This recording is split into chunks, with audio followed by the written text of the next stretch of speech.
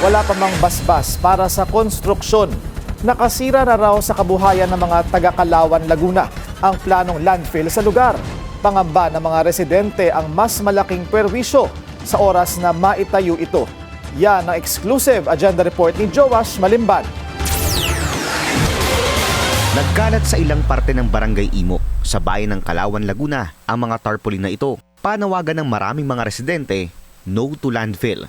Mahigit 1 kilometro kasi mula sa highway, paakyat ng bundok, balak itayo ang isa sa mga pinakamalaking tambakan ng basura sa buong Pilipinas. Ito ang proposed 84-hectare Integrated Sanitary Landfill Waste Management Facility Project sa pangunguna ng South Luzon Waste Management Corporation. Kabilang sa mga nagsabit ng tarpaulin sa labas ng kanilang tahanan, si Nanay Victoria Velasco.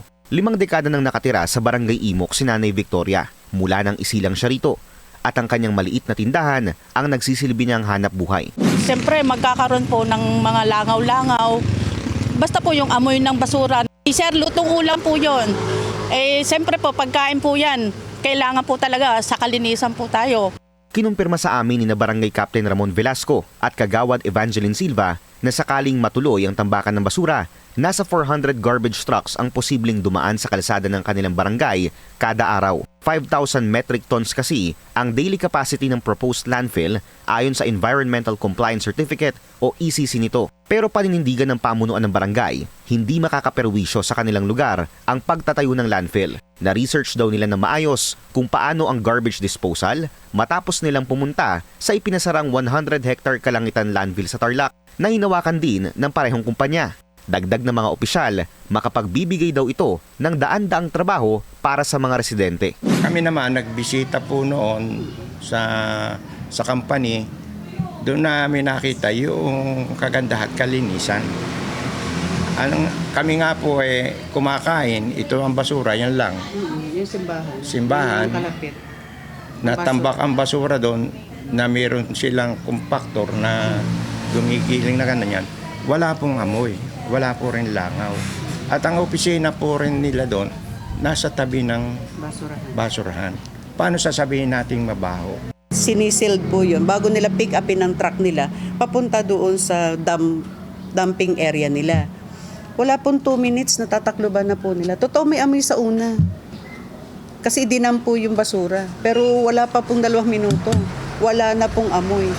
Bagaman hindi pa kompleto ang mga kinakailangang permit para maitayo ang mismong landfill, ongoing na ang construction ng isang access road mula sa paanan ng bundok papunta sa gagawing tambakan ng basura. Alinsunod sa Certificate of Non-Coverage na nakuha ng kumpanya mula sa DENR Environmental Management Bureau ng Calabarzon, binuldoze na ang bahaging ito ng bundok.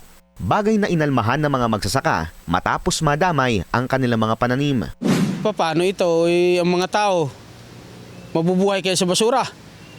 Ang kabuhayan namin dito, pagtatanim. Hindi kami nabubuhay dito sa pagbabasura, kundi pagtatanim ang aming kabuhayan. Ayon naman kay Heriberto Garcia, binayaran lang siya ng 20,000 bilang danyo sa kanyang mga nasirang pananim. Pero paninindigan niya, hindi ito sapat, lalo na't aabot daw sa kalahating ektarya ng kanyang sinasakang lupa ang nasagasaan ng proyekto. Talagang dito na po ako sinilang. Ngayon, yung aking mga halaman, mga anak ko, diyan ko na binuhay. Ay ngayon, giniba ng landfill. Ay wala na kami magawa at gawa ng pinagpuputol na pati mga saging, niyog, mga punong kahoy. Yung mga halaman ko, abukado, langka, pinag-bulldozer na rin. Wala na akong magawa. Idinulog muli namin ang mga concern ng mga magsasaka sa pamunuan ng barangay. Ang kanilang naging tugon. Kung tutuusin, ang sinasaka nila, hindi na nila pag-aari. At ibininta nila sa mga company din na mga may pera. O tsaka una naman, sa totoo, nung ini-implement yung mga lupang yan, nung 2000 hanggang 2002, ini-implement yung lupang yan, yung Agrarian Reform Program. Tsaka una sila, hindi pa nagsisimula ko anong klase ng itatayo ng company, kumukontra na agad. Kung ano-ano nang pinalalabas sa social media. Sa kasalukuyan, pansamantalang nakahinto ang construction ng access road. Nag-issue kasi ng Notice of Violation ang Environment and Natural Resources Office ng Laguna Provincial Government sa kumpanya noong Disyembre matapos mabistong idinideliver sa ibang lugar ang mga binungkal at hinukay na lupa mula sa bundok. Inimbitahan namin sa isang panayamang kumpanyang South Luzon Waste Management Corporation pero wala pa silang tugon sa aming mensahe. May petisyon din para ipatigil ang balak na landfill na permado ng daan-daang residente mula sa Barangay Imok at San Mateo ng Kalawan at mga residente ng San Pablo. Para sa agenda, Joash Malimban, Billionaire News Channel.